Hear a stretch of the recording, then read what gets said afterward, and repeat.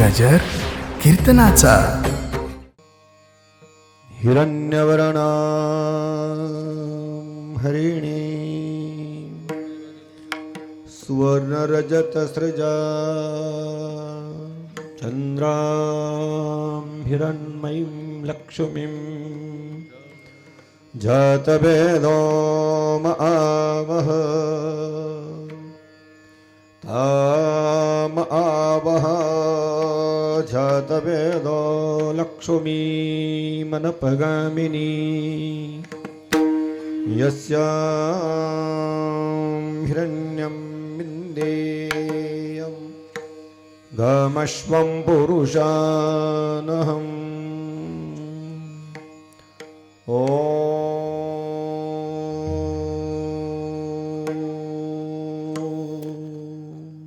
शांति शांति शांति.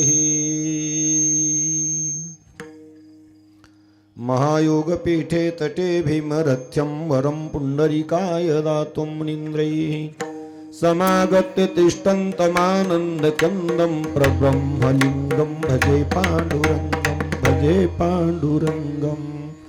नागेन्द्रहाराय त्रिलोचनाय भस्माय रंगाय महेश्वराय नित्याय शुद्धाय दिगंबराय तस्मै नकाराय नमः शिवाय तस्मै नकाराय नमः शिवाय.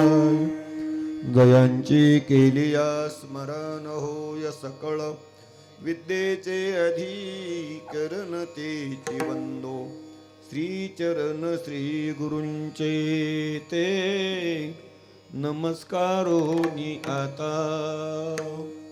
जप तप कर्म क्रियाणे धर्म जप तप कर्म क्रियाणे धर्म सर्वा घटी राम भाव शुद्ध न सोडी रे भाव टाकी रे. हरी मुखे म्हणा हरी मुखे म्हणा पुण्याची गणना कोण करी. प्रस्तुत प्राप्त प्रसंगी ईश्वर चिंतनाच्या निमित्ताने आपल्या सर्वांच्या समोर ठेवलेला भंग श्री संत श्रीमंत ज्ञानराज माऊली त्यांचा हा 4 चरणाचा भंग हरिपाठ नामक छोट्याशा ग्रंथातील याच्यामध्ये 27 अभंग.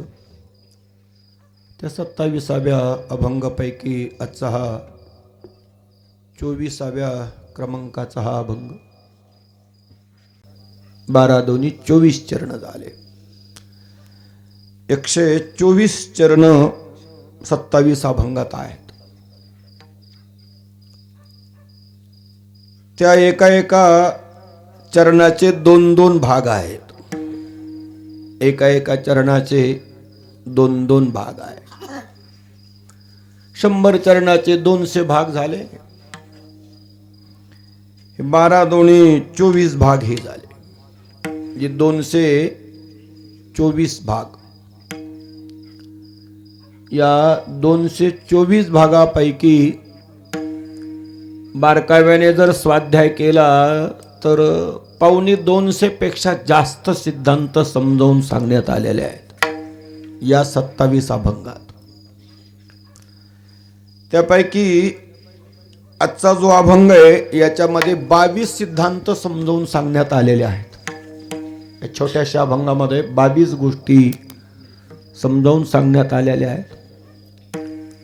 त्या 22 गोष्टींची एकदा यादी आपल्या पुढे ठेवल्याच्या नंतर आपल्याला या अभंगाचं गांभीर्य कळेल. त्यामध्ये पहिली गोष्ट आहे जप, दुसरी गोष्ट तप, तिसरी गोष्ट कर्म, चौथी गोष्ट क्रिया, 5वी गोष्ट नेम आणि 6वी गोष्ट धर्म. या 6 गोष्टीचा बारकाव्याने विचार श्रीमद भागवताच्या 11 स्कंदामध्ये आहे. अन्य संप्रदायामध्ये आहे, रामगीतेमध्ये आहे, गुरुगीतेमध्ये आहे, सूर्यगीतेमध्ये आहे, दुर्गा गीतेमध्ये, सर्वत्र याची चर्चा आहे. पण पहिल्या चरणामध्ये हे 6 भाग आलेले आहेत. पुन्हा एकदा आठवण करून देतो. 1 जप, 2 तप, 3 कर्म, 4 क्रिया, 5 नेम, 6 धर्म. पहिल्या चरणामध्ये 6 आहेत. उत्तरार्धामध्ये खालच्या चरणामध्ये 2 आहेत. सर्वाघटी राम 1 आहे, भाव शुद्ध 2 आहे. 6 आणि 2 8 आहेत. दुसऱ्या चरणाला सुरुवात होत असताना महाराजांनी समजावून सांगितलं, न सोडी रे भाऊ 1, टाकी रे संदेह 2. न सोडी रे भावो टाकी रे संदेह, राम कृष्ण टाहो नित्य फोडी. खालच्या लाईन मध्ये एकच गोष्ट आहे, राम कृष्ण टाहो नित्य फोडी. या चरणामध्ये 3 आहे, न सोडी रे भावो टाके रे संदेह, राम कृष्ण टाहो नित्य फोडी. पहिल्या चरणामध्ये 8, दुसऱ्या चरणामध्ये 3. 8 आणि 3 11. तिसऱ्या चरणामध्ये आल्याच्या नंतर एकाच चरणामध्ये 8 गोष्टी आहे. जात वीत गोत कुळ शीळ मात 6. भजे का त्वरित भावनायुक्त 8 गोष्टी. शेवटच्या चरणामध्ये आणखीन 3 गोष्टी आहेत. ज्ञानदेवा ध्यानी 1, रामकृष्ण मनी 2, वैकुंठ भुवनी घर केले 3. 3 आणि 8 11 आणि पाठीमागच्या 11 11 11 मिळून 22 सिद्धांत या अभंगामध्ये सहजगत्या महाराजाने समजावून सांगितलेले आहेत. विठाला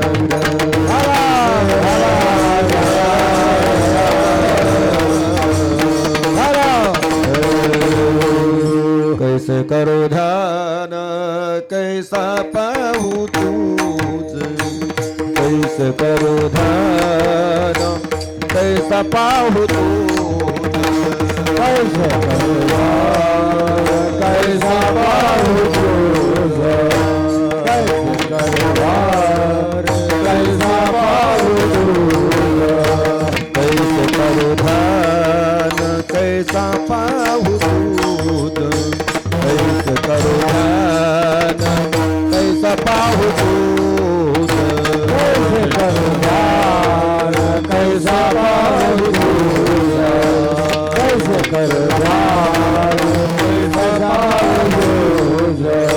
वर्म रवि मगया गजिर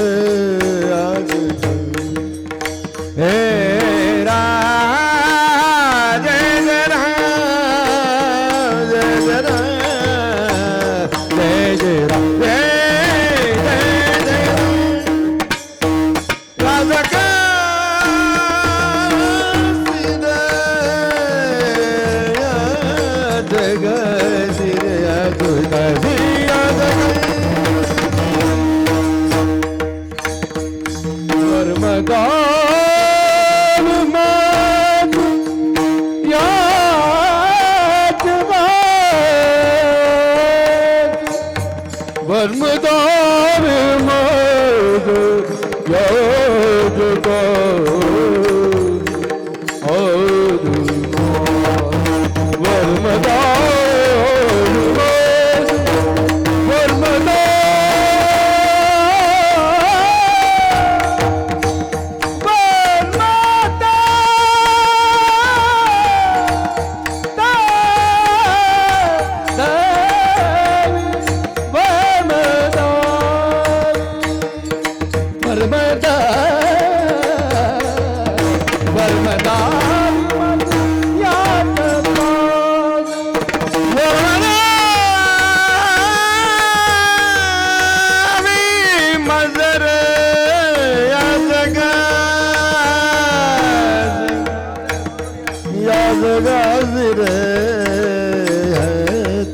वरमदावी मज याच काशी वरमदावी मज याच काशी कैस करू ध्यान कैसा पाहू कैस करू ध्यान कैसा पाहू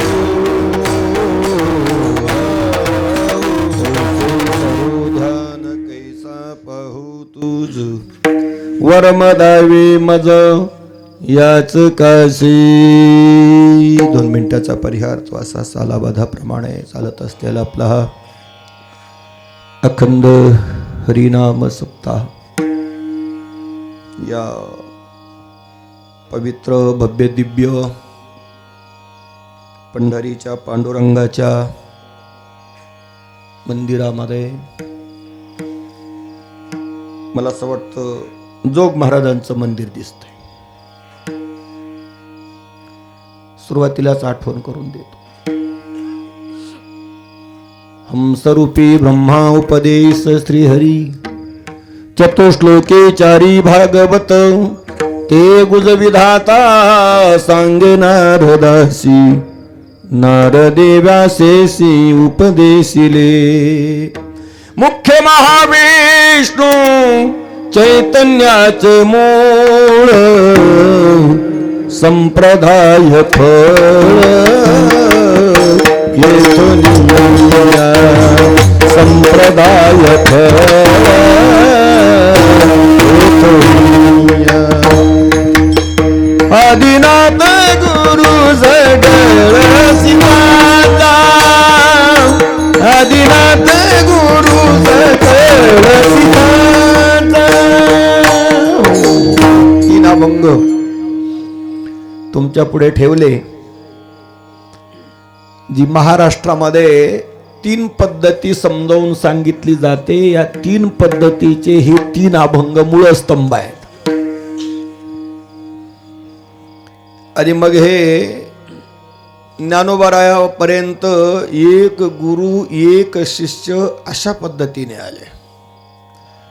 ज्ञानोबारायाने प्रार्थना केली, भरी माझे मतीची पुतळी करी ज्ञाना पद्ये जोडी थोरा माते आता कृपा भांडवल सोडी. भरी माझी ज्ञानाची पोतडी. आणि ज्ञानोबाराने सांगितलं, आता एक कृपारूपी भांडवल सोडा. इथून पुढे मला माझ्या मनाला वाटेल मी त्याला देईल. एवढीच कृपा असू द्या, ज्या माझ्या मनाला वाटेल त्याला मी देईल. ज्ञानोबारायाच्या कालामध्ये तर काही थोडंसं कमी करावं त्याचा आवाज. त्याचा आवाज ऐकायला थोडंच कोणी आलंय. कीर्तनच ऐकायला आलेत ना लोक. नाही, थोडा थोडा तुमच्या स्वराला राहू द्या, मिळता जुळता. तो ज्ञानोबारायाने आपल्या कालामध्ये अनेक महापुरुषांना हे तत्वज्ञान दिलं. पण त्यांच्या समाधीस्थ झाल्याच्या नंतरही सुद्धा त्यांनी धरणे करायलाही निरोप दिला. तुकोबारायांनाही संदेश दिला. नाथ महाराजांनाही समाधीमध्ये बोलवलं. त्याच्यानंतर शेवटच्या टोकाला 2 त्यांचे शिष्य,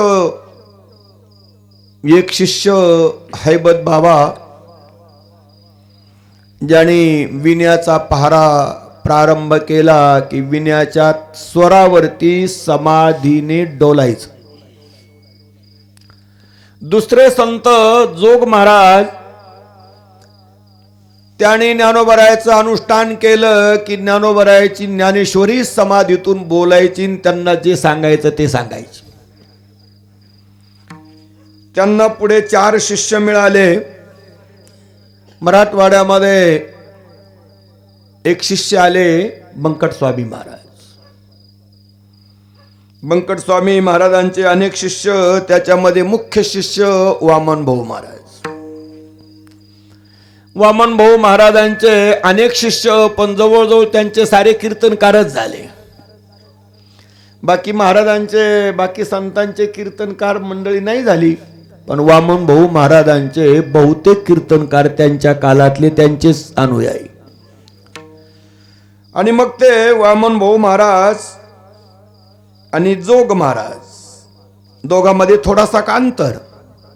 फक्त मला एवढं सांगायचं की जर जोग महाराजांची संस्था वारकरी शिक्षण संस्था जर महाराष्ट्रात उभी राहिली नसती तर पंढरीच्या पांडुरंगाला ओळखायला सुद्धा माणसं शोधून आणावं लागली असती.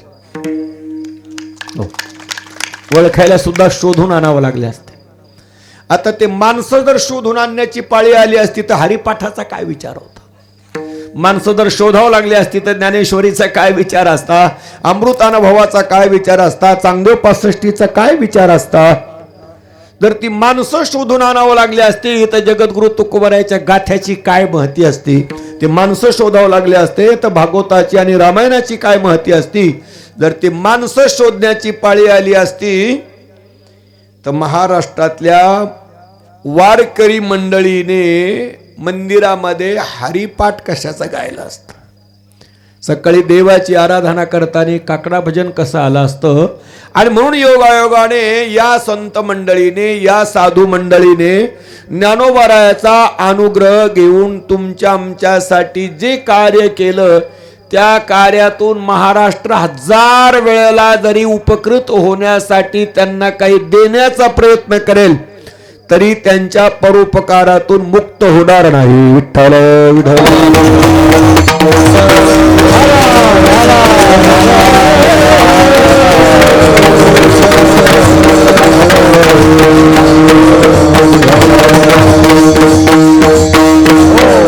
कितीही प्रयत्न केला तरी आपण त्यांच्या ऋणातून उत्तीर्ण होणार नाही. फार झालं तर एवढंच करू शकतो, उगची माथा ठेवीला पायी हेची भले, याच्यापेक्षा दुसरा काही उपाय नाही. गाते सोते आणि पाहते चौदे दुश्चिंते सोहम भावे पूर्ण ज्ञाते या सकळाते विनवनी करा विठ्ठल स्मरण नाम रूपी अनुसंधान. या भंगामध्ये अनेक लोकांना उपदेश केला. तुम्ही किती मोठे व्हा, किती ज्ञानी व्हा, किती गुणवान व्हा, किती कलाकार व्हा, किती विद्वान व्हा, किती चतुर व्हा, किती हुशार व्हा, पण शेवटी तुमच्यासाठी एक नेम आहे आणि तो म्हणजे करा विठ्ठल स्मरण. तुम्हाला एवढं स्मरण करायचं, हेच तुमच्या जीवनातलं खरं सार आहे. आणि हे समजून सांगणारे जे संत आहेत त्यांच्या पायावरती माथा ठेवून त्यांच्या मार्गाने चालणं हेच आपल्या कल्याणाचा सर्वश्रेष्ठ मार्ग आहे. विठाल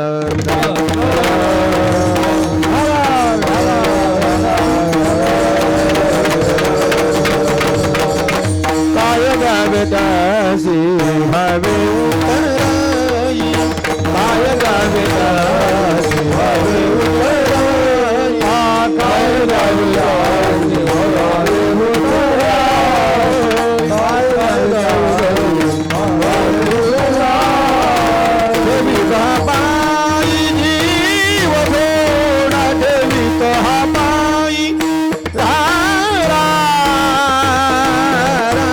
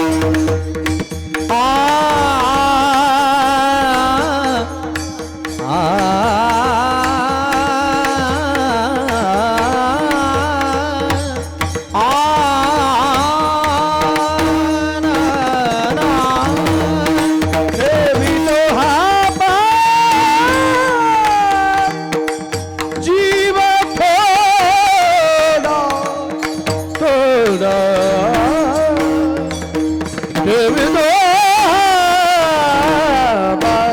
ठेवितो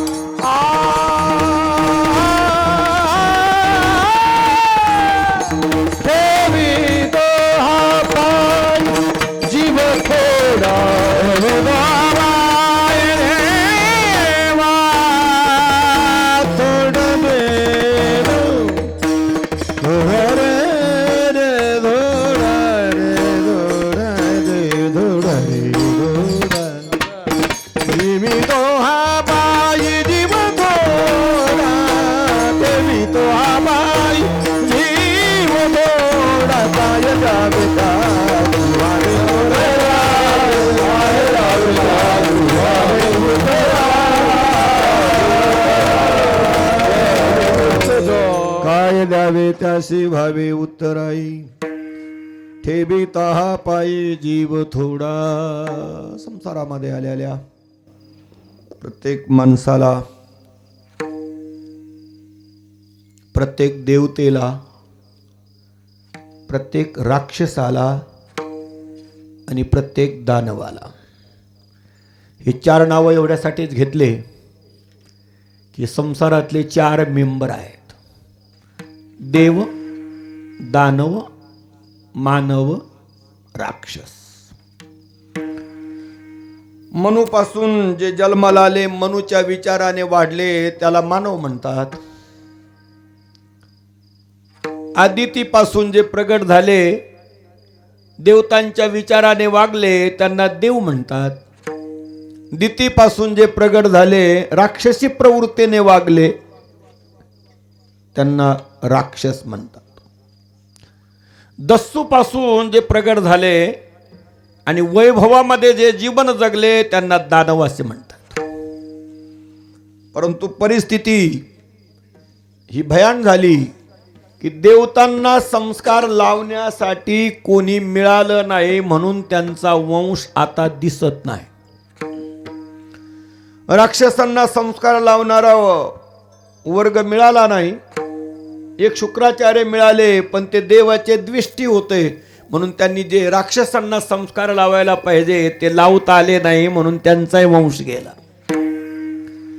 दानव बिचारे बलाढ्य होते, धनवान होते, सत्ता संपन्न होते, देवतांमध्ये त्यांचं नाव होतं, पण त्यांनाही संस्कार राहिले नाही, म्हणून दानवाचाही वंश गेला.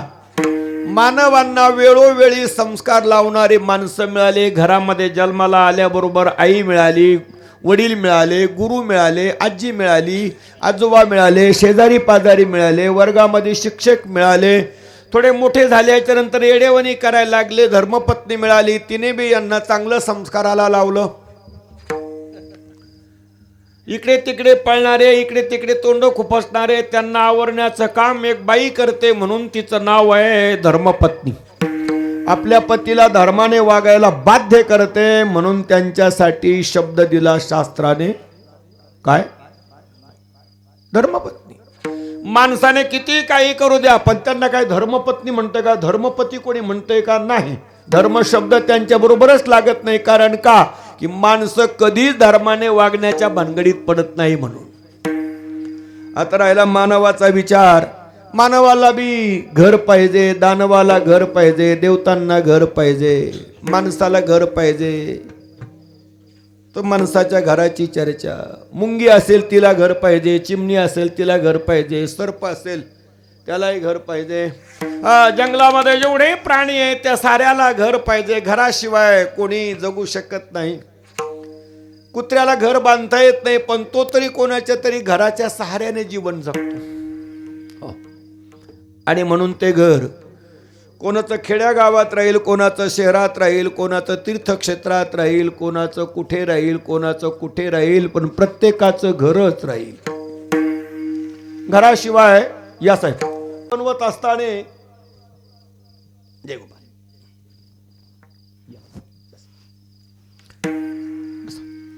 घर पाहिजे, पण ते घर बनत असताना कोणाचं सोन्याचं असेल, कोणाचं चांदीचं असेल, कोणाचं लोखंडाचं असेल, कोणाचं विटाचं असेल, कोणाचं शिमिटाचं असेल, कोणाचं पत्र्याचं असेल, कोणाचं झोपडं असेल, कोणाचं काही असेल, कोणाचं काही असेल. पण या घरामध्ये कोणी किती दिवस जरी राहिला तरी या घराचा स्वभाव असा आहे की हे घर ज्यांनी बांधलं त्याला इथंच मरायला लावतं, इथंच त्याचं प्रेत टाकतं घरात.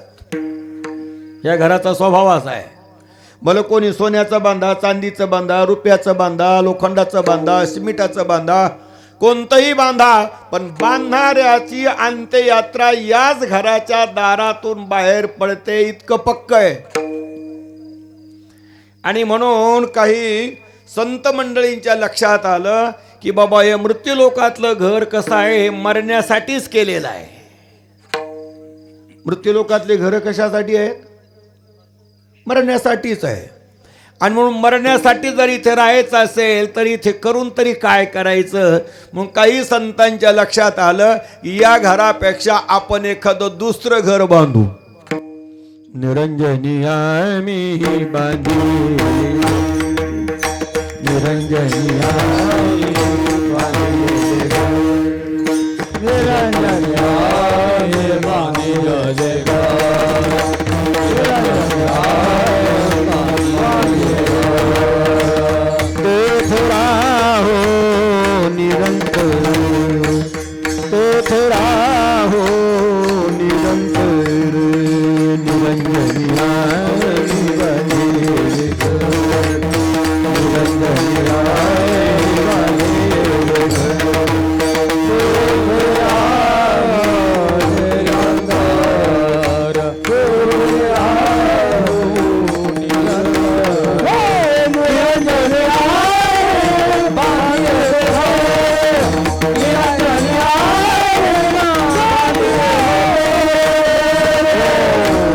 आम्ही निरंजनामध्ये घर बांधलं. निरंजन शब्दाचा अर्थ काय? जिथे एकही मनुष्य राहत नाही त्याचं नाव आहे निरंजन.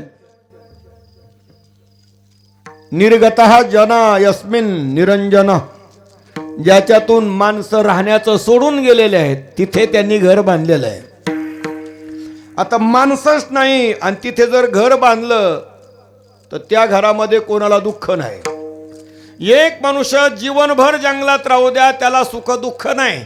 पण दुसरा मनुष्य त्याला जोडी आला रे आला की त्याच्या दुःखाची सुरुवात झाली. त्याच्या दुःखाची सुरुवात झाली. 4 आले, 5 आले, 10 आले, 100 आले, जशी जशी संख्या वाढत जाईल तसे तस दुःखाचा सांगडा मोठा वाढत जाईल. म्हणून एकला मनुष्य असेल तर त्याला दुःख नाही. म्हणून आमच्यामध्ये भी केव्हा केव्हा संत मंडळी म्हणत राहतात, भले अच्छा हो गया अकेले रह गए, नहीं तो झंझट हो जाती. अच्छा हो गया कि अकेले रह गए. पण केव्हा केव्हा अकेले रह गए तो मठ भी बांध दिए. अब मठ बांधने के बाद वो गाय भी लाई और वो बिल्ली भी लाई और ये सब लाया और बाद में इतना झमेला हो गया कि मरते दम प्राण भी नहीं छूटा और पीछे मुड़ के देखना पड़े कोई चला मिलेगा का नाही, कोई चलाएगा का नाही. परेशान झाले. म्हणजे ज्याच्यासाठी सारं सोडलं होतं ते पुन्हा बरोबर घेऊन आले. आणि म्हणून योगायोगाने या मृत्यूलोकातलं घर किती चांगलं बांधलं तरी ते काही उपयोगाचं नाही. याच्यासाठी विचारलं मग स्वर्गातलं घर चांगलं आहे का? सांगितलं स्वर्गातलं चांगलं आहे. स्वर्गामध्ये गेल्याच्या नंतर भूक लागत नाही, तहान लागत नाही, म्हातारपण येत नाही. स्वर्गाच्या घरामध्ये सुख दुःख नाही. पण तिथे एक आजार आहे आणि तो हा आहे की पुण्य संपल्याच्या नंतर तुम्हाला तिथे राहता येणार नाही. विचारलं कैलासाच्या घरात गेलं तर? सांगितलं पार्वती तिथे कोणालाच येऊ देत नाही. किती शहाण्याने पार्वतीकडे जाण्याचा प्रयत्न केला. प्रद्युम्न राजाची कथा येऊन जाईल 9व्या स्कंदामध्ये.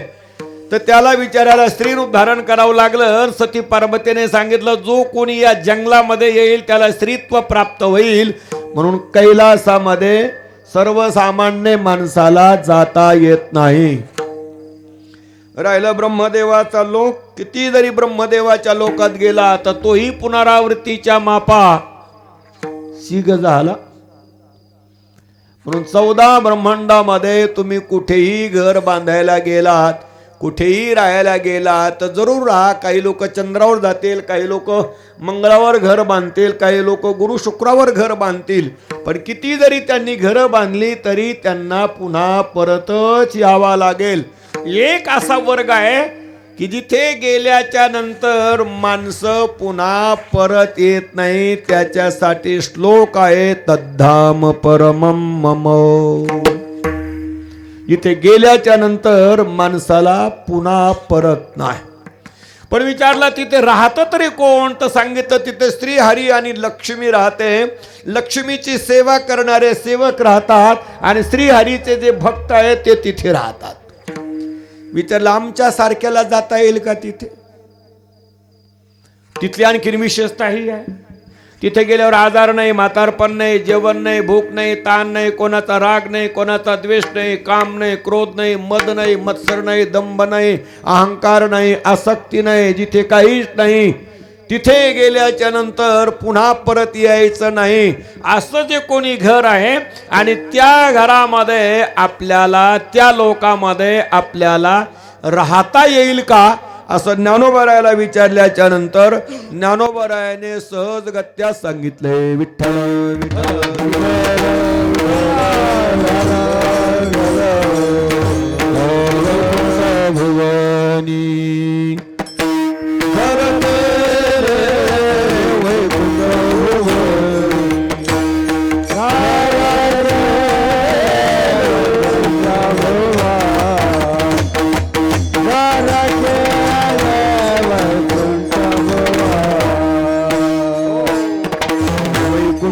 भुवनी घर केले. वैकुंठ भुवनामध्ये आम्ही घर बनवलं.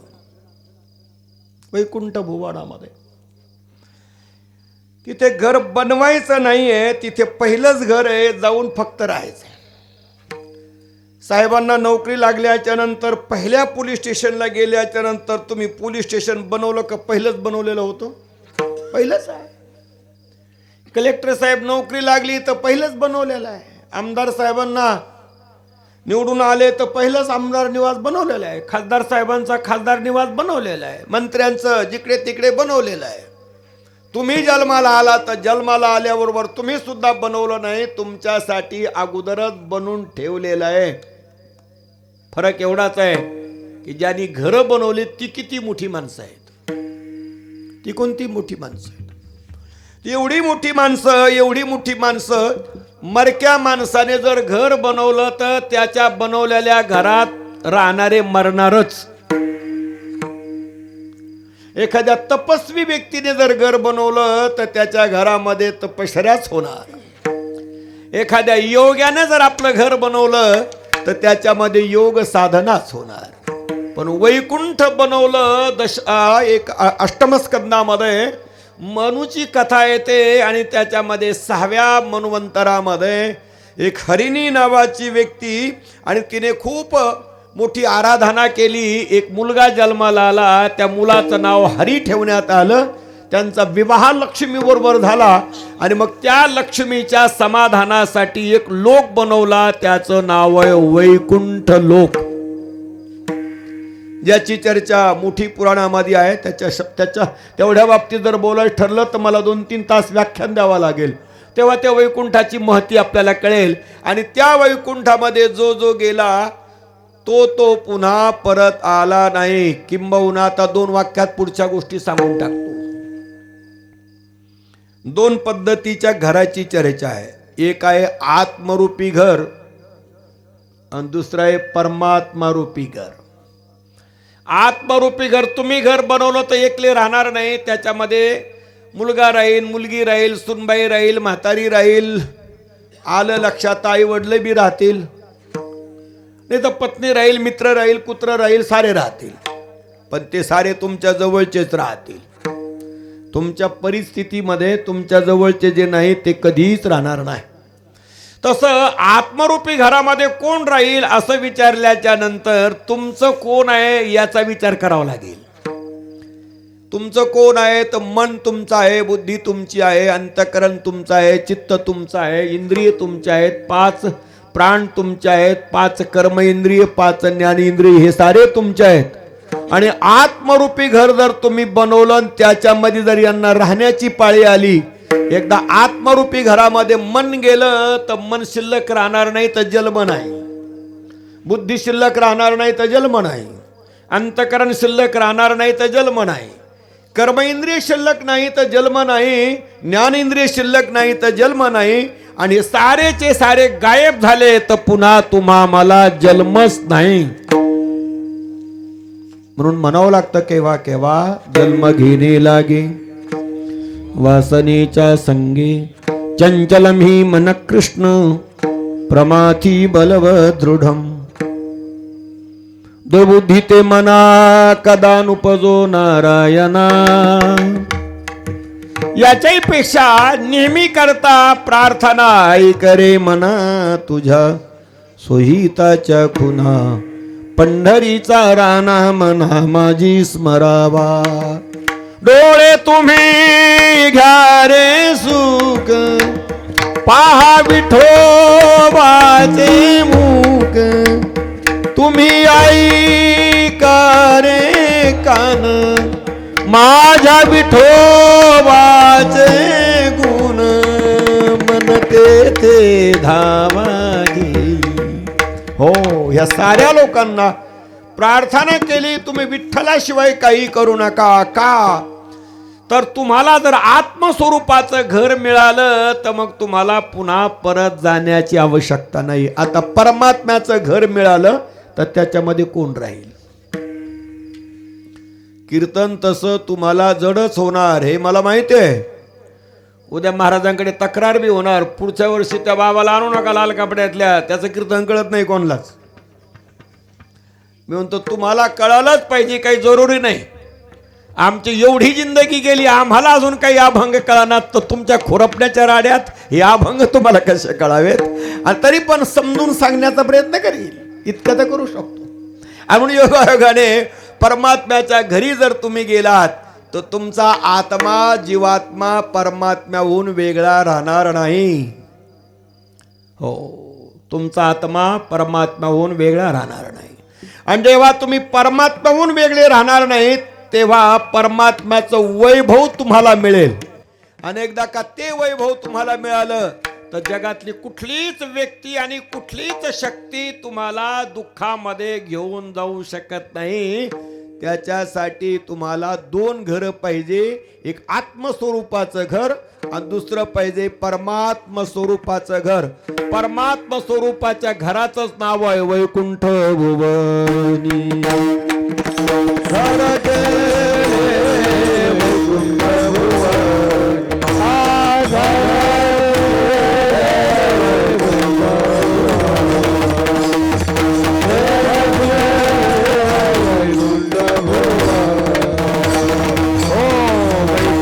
भुवनी घर केले. विचारलं वैकुंठ भुवनामध्ये घर भाड्याने घ्यायचं असेल तर त्याच्यासाठी काही पैसे मोजावे लागतील की नाही.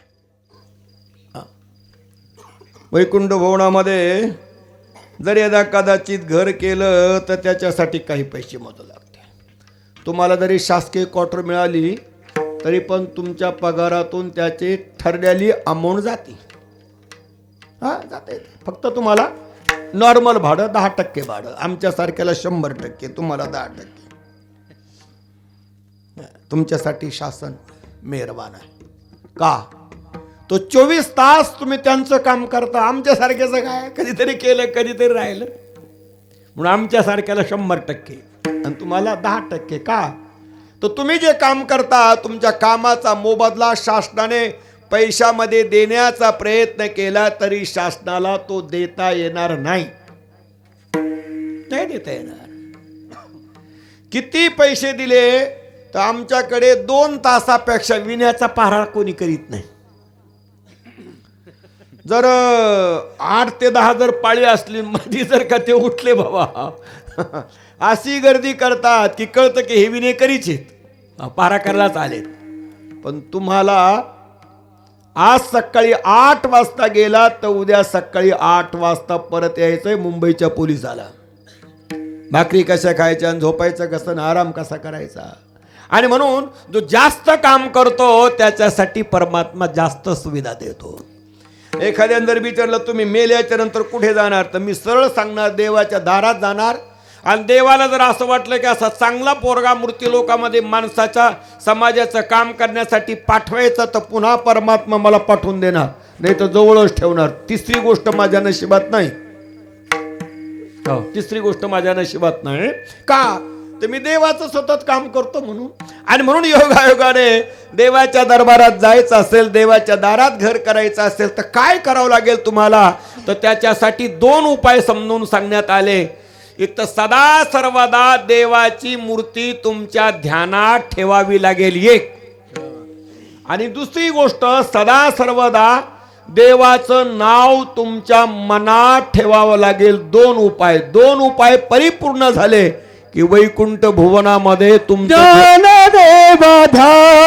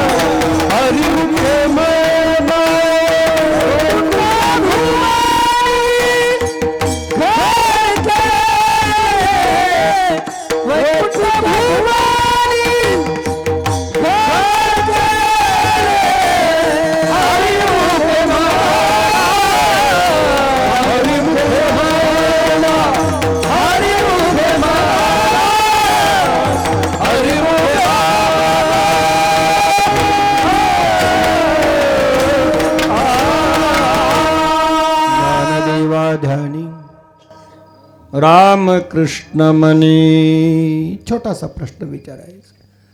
ज्यांनी ज्यांनी खूप प्रयत्न केले पण नोकरी मिळाली नाही त्यांना विचारायचं आहे, बाकीच्याचं नाही. असं विचारतो, तुम्हाला नोकरी मिळाली नाही, नोकरीला लागणारा स्वाध्याय तुमच्या ध्यानात नाही.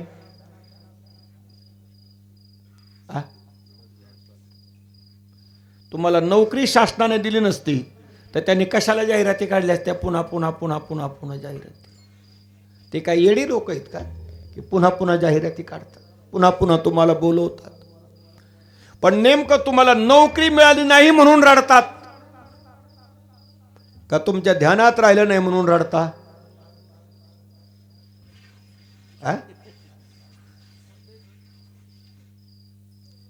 नोकरी मिळाली म्हणून सारेच रडतात. नोकरी नाही, नोकरी नाही, नोकरी नाही. नोकरी नाही तर छोकरी बी नाही. तर नाही, दोन्ही गोष्टी घडत. आमच्यामध्ये या, आमच्याकडे खूप कमी आहे लोकांची, आमच्याकडे खूप कमी आहे. याचा अर्थ तुमच्या ध्यानात काही नाही म्हणून तुम्हाला उच्च पदावर जाता नाही आलं. तुमच्या ध्यानात काही नाही म्हणून तुम्हाला बदल घडला नाही. तुमच्या ध्यानात काही नाही म्हणून तुमच्या जीवनामध्ये आकांक्षा राहिली पण अपेक्षा पूर्ण झाली नाही.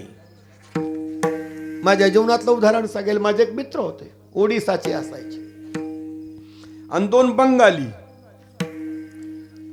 आमचे एक जवळजवळ 100 मित्र, साऱ्या प्रांतातून आलेले. आम्ही वसतिगृहावरती राहायचो. पण मी काही जास्त काल वसतिगृहावर राहत नसतं. फक्त आपल्याला एक वसतिगृहाची एक रूम असायची. आपलं दुपारी थोडा विश्रांती करण्यासाठी जायचो, बाकी आश्रमात राहायचो. माझे मित्र होते ते बंगाली, उडीसाचे. ते खूप स्वाध्याय करायचे, पण शास्त्रार्थामध्ये उभे राहिले की ते हरूनच जायचे. आणि मग ते नेहमी करता एक वाक्य बोलायचे, अरे बोले तू इतना काम करता, इतना आश्रम में करता, पूजा करता, पाठ करता, ये करता वो करता, कहीं बाहर भी चला जाता, लेकिन तू तो कभी पराजित नहीं होता, और मैं कैसे होता. तो मैंने कहा कि आप किसी महात्मा से एक बार ध्यान समझ लेना. हमारे इधर भी एक महात्मा थे, हनुमानदास बाबा. त्यांचे स्वतःचे 11 आश्रम होते. काहीच करायचं नाही, फक्त दिवसभर ध्यान करायचे गंगेच्या काठावरती. त्यांनी मला काही ध्यानाच्या गोष्टी शिकवल्या होत्या.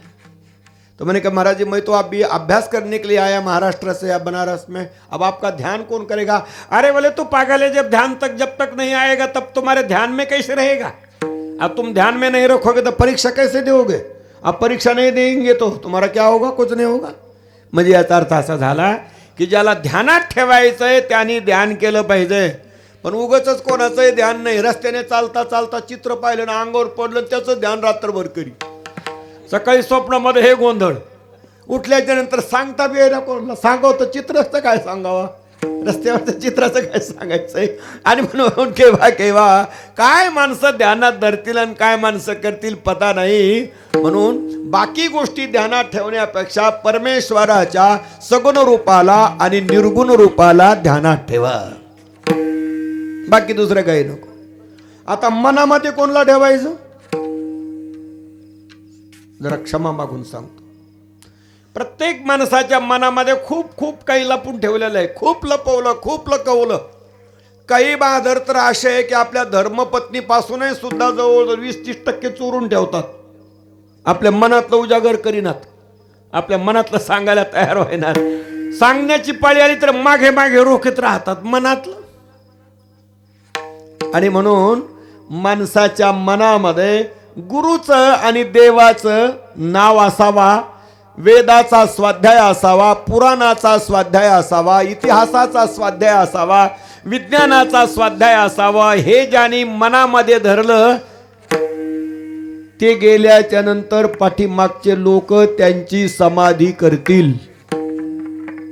आणि जर हे काही केलं नाही, तुम्ही किती मोठे राहा तरी तुमची समाधी नाही. तुम्हाला जाळून वावरामध्ये हाडकं पडू नये म्हणून गोणीत भरून गंगेवर नेऊन टाकतील. का तर तुमच्या मनामध्ये तुम्ही काही ठेवलेलं नाही. म्हणून 2 गोष्टी महत्वाच्या, ध्यानामध्ये परमेश्वराचं रूप आणि मनामध्ये परमेश्वराचं नाव ज्यांनी ठेवलं त्यांच्यासाठी वैकुंठ भुवनामध्ये घर पहिलंच केलेलं आहे, आता करण्याची गरज नाही. विचारलं महाराज आणखीन काही दुसरे उपाय नाहीत का, दुसरे काही साधनं नाहीत का. महाराज सांगतात साधनं पुष्कळ आहेत, साधनं पुष्कळ आहेत. त्या साधनाची यादी अभंगाच्या पहिल्या चरणात आहे.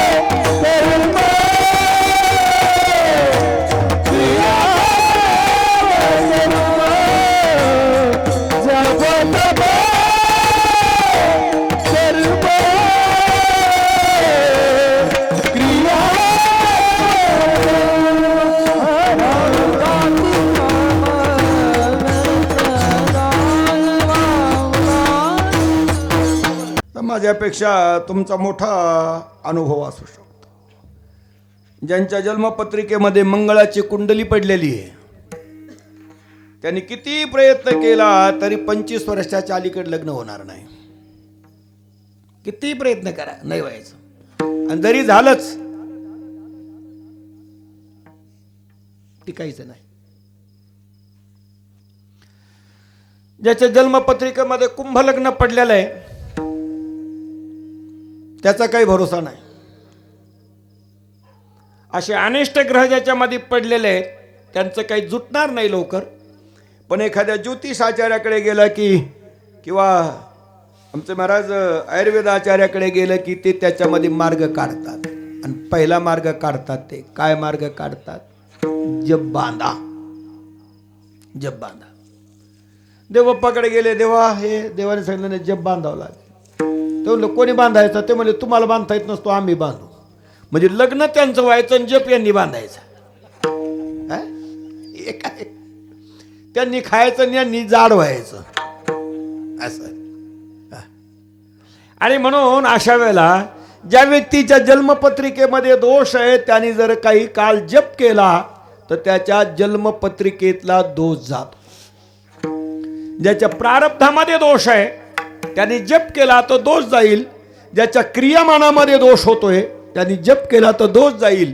ज्यांच्या संचितामध्ये दोष साचवलेला आहे त्यांनी जप केला तर दोष जाईल. म्हणून महाराजांना समजून सांगावं लागलं, हरी बोला देता हरी बोला घेता,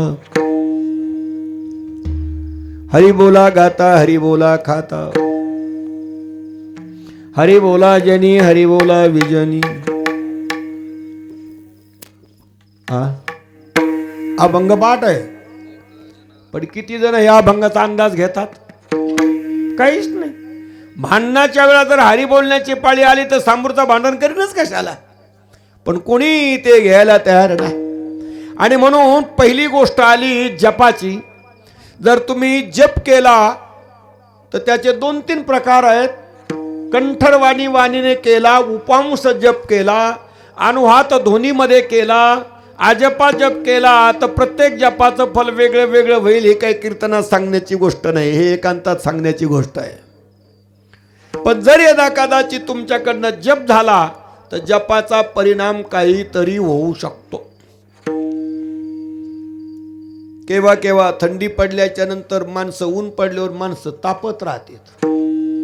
आपल्याकडे कमी, वाराणसीकडे जास्त लोक तापतात. 2-3 महिने दुपारच्या नंतर सारे माणसं उन्हातच बसलेले असतात.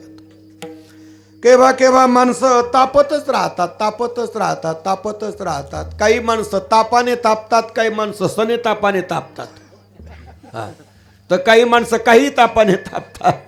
पण माणसं तापत राहतात. माणसं तापले रे तापले की माणसं बारीक होतात. जे बिचारे कधीच तापत नाही ते कधीच नाही. किती गोळ्या खा आणि किती औषधं खा आणि किती रस्त्यावर बसून प्राणायाम करा आणि किती पळा, जे तापत नाहीत ते कधीच बारीक होत नाही. लोखंड बारीक राहू द्या पण तापलं नाही तर वाकत नाही. किती मोठं राहू द्या, तापलं की ते वाकत आहे. म्हणून परमार्थामध्ये ज्यांच्याकडे तप आहे तेच माणसं परमार्थामध्ये लवून बंधून वाकून चालतात. जुन्या काळामध्ये मंदिर नेहमी करता महादेवाची छोटी छोटी दरवाजे, मंदिर मोठाले पण दरवाजे छोटाले का, तर माणसाने लवून बंधून वाकून चालावा म्हणून. जप तप. आता राहिला प्रश्न कर्म. कर्म म्हटलं की किम कर्म किम कर्मेति कवयो पित्रमोहिता तत्ते कर्म प्रवक्ष्यामि ये ज्ञात्वा मोक्षेचे शुभात. कर्म म्हणजे कवन अकर्मा काय लक्षण हे विचारिता विचक्षण गुंफो निठेले. कर्माने जीवनामध्ये काय काय परिस्थिती घडते. ज्ञानोबारायाच्या एकाच अभंगामध्ये जवळजवळ 23 श्लोकांची नाव आहेत. कर्मे श्रीराम वनवास गेला. कर्माने श्रीराम वनवासाला गेले. राजा दशरथ मरण पावला. सीता देवीला वियोग घडला. आता बाकीच्या लोकांचं काही सांगत नाही. कर्मा ते शंभू म्हणी आपण किती पळसी कर्माभेन एका जनार्दनी शरण केले कर्म निवारी नारायण गा. आणि म्हणून कर्म जर तुमचा चांगला असेल तर तुमच्या जीवनातल्या बऱ्याच गोष्टी सरळ होतील. याच्यानंतर जप तप कर्म, त्याच्यानंतर आहे क्रिया. क्रिया म्हणजे याग, त्याला संस्कृत मध्ये इष्टी असं नाव आहे. कर्म जर क्रिया जर जीवनामध्ये चांगली घडली तर जीवनामध्ये कोणतीही अडचण येणार नाही. पण माणसं क्रियाच चांगली करीत नाही. सकाळी उठल्याच्या नंतर 10 मिनिटं ध्यान करायला काय आपत्ती, 5 मिनिटं प्राणायाम करायला काय आपत्ती. ज्या शरीराच्या आधारावरती तुम्हाला जग अर्थात जगायचंय राहायचंय त्या शरीराची काही देखभाल नको का. लग्नाला आणलेला घोडा नवरदेव बसण्याच्या अगोदर अर्धा तास तो घोड्याला चोंबळीत राहतो आणि हळूच कानात सांगतो, मी जेव्हा सांगेल तेव्हा पाय टाकी जाणे, चालत जाऊ नको. आणि नाही ऐकलं तर काठी आणतो. आणि घोडं इतकं शिकून जातं की नवरदेव बसल्याशी ते चालतच नाही. देवबाप्पाच्या घोड्याची कथा, प्रत्येक खळ्यामध्ये गेल्याशिवाय घोडं चालायचं नाही. मग त्या खळ्यामध्ये धान्य असू नये तर पेंढ्या असू नये तर काही असो, घोडं खळ्यावर गेल्याशिवाय घोडं चालायचं नाही का. तर ते शिकवलेलं आहे. म्हणून ज्याला जशी क्रिया शिकवली जाते तो तसं शिकतो. म्हणून सज्जनाच्या द्वारातला पोपट राम राम म्हणतो आणि दुर्जनाच्या द्वारातला पोपट मारा तोडा झोडा लुटा म्हणतो. आणि ते दोन्ही पोपटाची, एकाच पोपटाची पिलं, पण एकाला राम राम आणि एकाला मारा तोडा झोडा का. तो दोघावरती क्रिया तशा पद्धतीची झालेली आहे. जप तप कर्म क्रिया नेम काही नित्य नेमाविन अन्न खाई तो स्वान. नित्य नेमानामी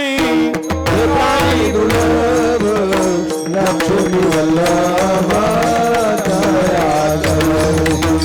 लक्ष्मी वल्लभा आदित्य नेमानामी लोकानी दुर्लभ लक्ष्मी वल्लभ लक्ष्मी वल्लभ.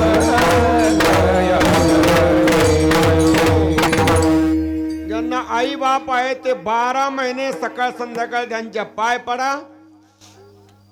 जर काही लाभ झाला नाही तर मला येऊन सांगा, मी तुमच्या घरी भांडे घासीन. पण नेम नित्याने झाला पाहिजे. ज्यांना आई वडील नाही, लग्न झालं, अशा बाईने आपल्या पतीला परमेश्वर समजून 2 टाइम पाय पडा, 12 महिने नेम करा. जर काही परिवर्तन झालं नाही तर मी तुमच्या घरी काम करीन. आता बाकीच्याचं कोणाचं काय सांगत बसू, काय सांगायचं. आता हे 2च नेम करा. एवढ्या 2हीच नेमाने तुमच्या जीवनामध्ये आमूलाग्र बदल होईल. आई वडिलाची सेवा केली म्हणून वैकुंठातला देव पंढरपुरामध्ये विटेवरती उभा करावा लागला. हे सारे कथा सांगते, पण कथा सांगणारा सुद्धा कधी आईच्या पायावर डोकं ठेवीत नाही. ही खेदाची गोष्ट आहे, ही खेदाची गोष्ट आहे. मला जरा माफी मागू ना. अर्ध्या कीर्तनकाराने आई वडिलाची काय दशा केली त्यांना विचारा जाऊ, बाकीचं सांगायचं नाही काय. एवढाच नेम करा. आणि झालंच तुमच्याकडनं तर धर्माचं पालन करा. जो तुमच्या वाट्याला धर्म येईल तोच तुमच्यासाठी सत्कर्म राहील. बाकीचा धर्म, दुसऱ्याचा धर्म तुमच्या उपयोगाचा नाही. तुमच्या वाट्याला आलेला धर्म, तुमच्या वाट्याला आलेला नेम, तुमच्या वाट्याला आलेली क्रिया, तुमच्या वाट्याला आलेलं तप, तुमच्या वाट्याला आलेला जप, हे सारं करत असताना एक गोष्ट त्याच्यामध्ये जमा करून ठेवा. आणि त्या साऱ्या गोष्टी करताना तुमच्याकडे शुद्ध भाव पाहिजे. मनी नाही भाव देवा मला पाव, देव आशाने पावायचा नाही रे. देव बाजारचा भाजीपाला नाही रे. देव बाजारचा भाजीपाला नाही रे. देव बाजारचा भाजीपाला नाही रे. मनामध्ये भाव पाहिजे. भाव नसेल तर काही होणार नाही. पुन्हा राजस भाव नको, तामस भाव नको. बाजारात गेल्याच्या नंतर भाव विचारल्याशिवाय सडकी वांगी कोणी घेईना. एका बाईने सांगितलं, महाराज आता जाता जाता माझ्याकडे थोडेच वांगे राहिले, एवढे घ्या. आमचा ड्रायव्हर म्हणला, काय भाव देतात? म्हणलं, येडा आहे काय बाई, हाका मारून देती, भाव करू नको, त्या सर्व देणार आहे. तो म्हणला, नाही पैसे घेईल. म्हणलं, कशावरून? ते म्हणला, प्रत्येक वेळेला बाजाराला जातो आणि ह्याच बाईकडून वांगे आणतो आणि किडकी वांगे चांगल्या भावात विकती. म्हणून किडका भाव जर यदा कदाचित असेल तर ही गोष्ट चालायची नाही. त्याला भाव चांगला पाहिजे. पण शुद्ध भाव कशाने होईल तर त्याचं एकच सूत्र आहे, सर्व घटी राम भाव शुद्ध, सर्व घटी राम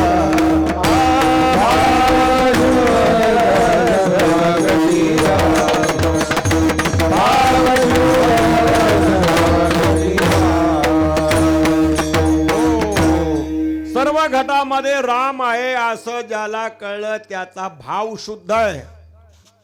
ज्याचा भाव शुद्ध आहे त्याला जप करता येतो. ज्याचा भाव शुद्ध आहे त्याला तप करता येतं. ज्याचा भाव शुद्ध आहे त्याला कर्म करता येतं. ज्याचा भाव शुद्ध आहे त्याला क्रिया करता येते. ज्याचा भाव शुद्ध आहे त्याला नेम करता येतो. ज्याचा भाव शुद्ध आहे त्याला धर्म करता येतो. पण भाव शुद्ध होण्यासाठी सर्व घटामध्ये राम आहे असं कळलं पाहिजे. अनेकदा का हे कळलं रे कळलं की हा भाव कधीच कमी होऊ नये याच्यासाठी दुसरं चरण आहे, न सोडी रे भाव टाकी रे संदेह, न सोडी रे भाव टाकी रे संदेह. हरी मुखे मन, हरी मुखे मन, राम तुझा राम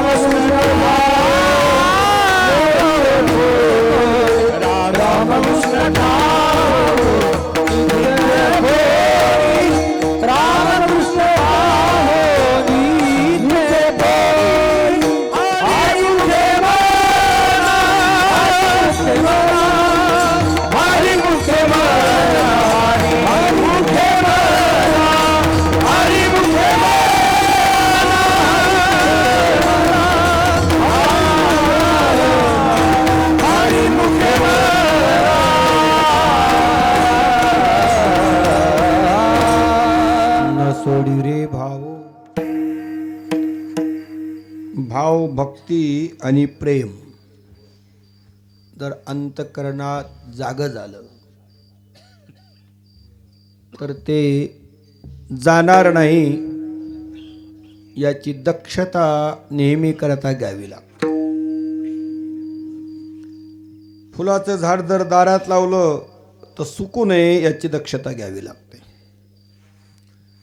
लहान लेकरू जर घरात असलं तर ते रडू नये म्हणून दक्षता घ्यावी लागते.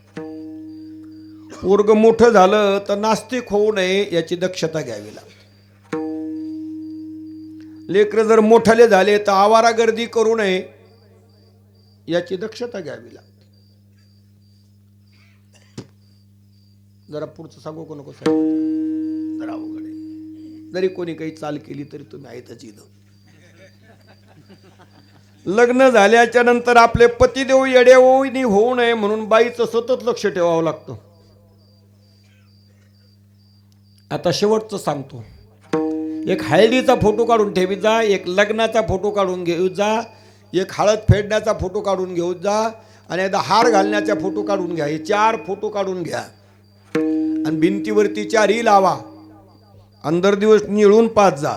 हे आपलेच आहेत काय.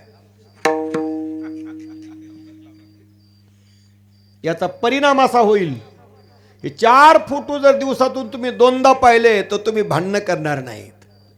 कारण तुमच्या चेहऱ्यावरती लग्नाच्या वेळेला जो भाव होता तो भाव जर कमी झाला तर घरात भांडण होईल. हळदीच्या टायमाला तुम्ही जे चोरून चोरून पाहत होतात तो भाव जर तुमच्या चेहऱ्यावर राहिला तर वाकडं तिकडं बोलणं व्हायचं नाही. आणि हळद फेडताना एकमेकाच्या अंगावर जे गुळण्या टाकीत होतात ते जर चित्र जवळ राहिलं तर तुम्हाला ग्लानी होईल की आपण किती चांगले माणसं पण एकमेकाच्या अंगावर थुकत होतो. इथून पुढे थुंकायचं नाही, थुंकायचं नाही. कारण का आपल्याच माणसाच्या अंगावर थुंकायचं कशाला? म्हणजे हे चित्र तुम्हाला सातत्याने सांगत राहील. म्हणून जीवनामध्ये जर भाव प्रगट झाला तर तो कमी होऊ नये. आणि भाव कशाने कमी होतो त्याचं उत्तर आहे, त्याचं उत्तर आहे न सोडी रे भावो टाकी रे संदेह. संदेह नेहमी करता भावाला बदलून टाकतो. म्हणून संशय अंतःकरणात येऊ नये, भाव जाऊ नये. पण या दोन्ही गोष्टी समतोल राखायचा असेल तर करावं काय? महाराज समजून सांगतात, रामकृष्ण टाहो नित्य भोडी, रामकृष्ण टाहो. रामकृष्णाच्या नावाने नित्य टावो बोडा. एकाने सांगितलं आपण श्रीमंत आहोत, धनवान आहोत, गुणवान आहोत, कुलवान आहोत, सिलवान आहोत, सारं काही आहोत, काय गरज आपल्याला टावं फोडण्याची रडायची? महाराज सांगतात, जर तुला वैकुंठ भुवनामध्ये घर करायचं असेल, जप करायचा असेल, तप करायचा असेल, कर्म करायचा असेल, क्रिया करायची असेल, नेम करायचा असेल, धर्म करायचा असेल, शुद्ध भाव ठेवायचा असेल, भाव कमी होऊ द्यायचा नसेल, संशय अंतःकरणात येऊ द्यायचा नसेल, आणि नेहमी करता रामकृष्णाच्या नावाने टाहो फोडायचा असेल, तर त्याच्यासाठी ह्या 6 गोष्टी काही कामाच्या नाही. जात वित गोत कुळशीळ मात. उंच जातीमध्ये जन्माला आलात म्हणून देव तुमच्या घरी आऊ थाकतो, हे सोडून द्या कल्पना. जात वित्त, फार धनवान आहात म्हणून तुम्ही मेल्यावर देव तुमची काही मदत करील ही कल्पना सोडा. जात वित्त गोत कुळशीळ मात. चांगल्या जातीमध्ये, चांगल्या गोत्रामध्ये, चांगल्या कुलामध्ये आलात, हरिभजन केलं नाही तर तुमचं काही खरं नाही. म्हणून या 6 गोष्टी बाजूला टाका आणि एक गोष्ट करा, भजे का त्वरित. त्वरित भजनाला लागा, तत्काल भजनाला लागा. आणि केवळ भजनाला लागू नका, तर भावनायुक्त भजनाला लागा. बऱ्याच महिला पोळ्या करतात, पण अर्ध्या महिलाच्या पोळ्या नरम होत नाहीत. लाटीतात खूप मेहनत करून, जाळही चांगला लावतात, पण अर्ध्या महिलांच्या पोळ्यात नरम होत नाही. काय कारण असावा? आजीबाई तुम्ही दोघी जणी सांगा बरं, चष्म्यावाल्या. प्रयत्न केला पण पोळ्याच नरम होईनात.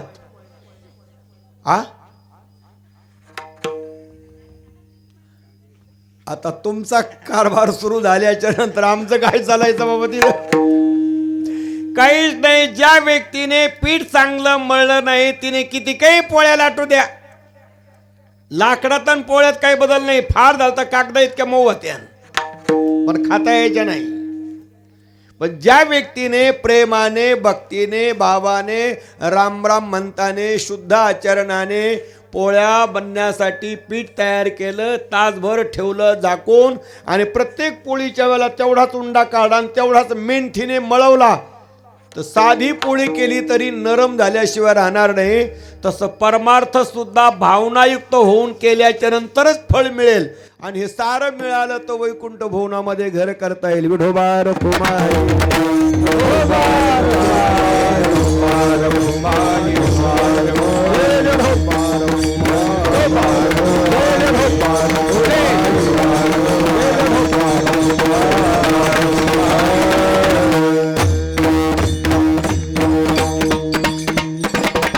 ज्ञानेश्वर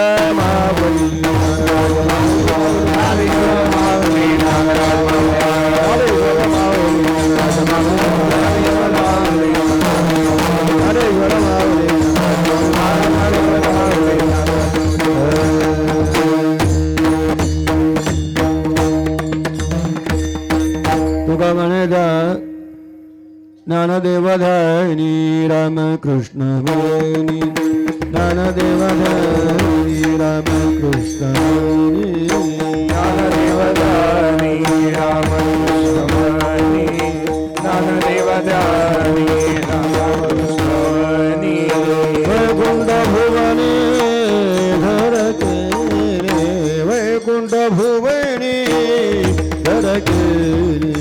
हरिमुख म्हणा हरिमुख म्हणा हरिमुख म्हणा हरिमुख म्हणा वैकुंठ भुवनी वैकुंठ हरिमुख म्हणा हरिमुख म्हणा हरिमुख म्हणा पुण्याज गणना कोण करी रे कोण फक्त द्या का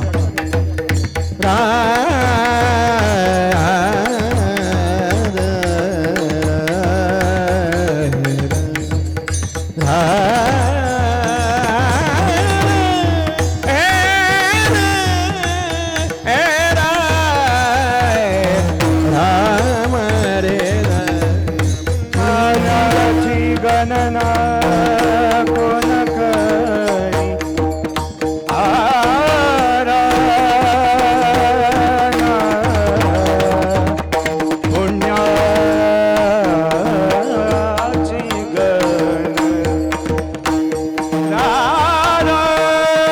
पुण्याची गणना पुण्याची गणना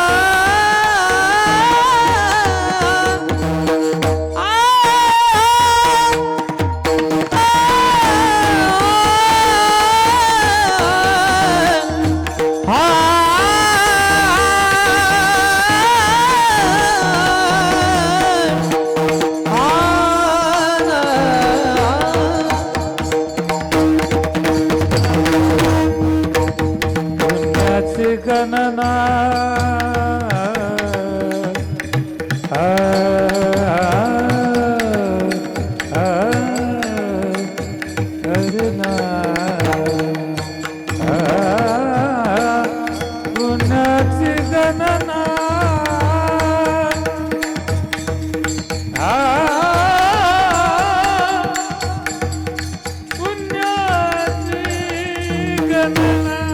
पुण्याची गणना कोण करू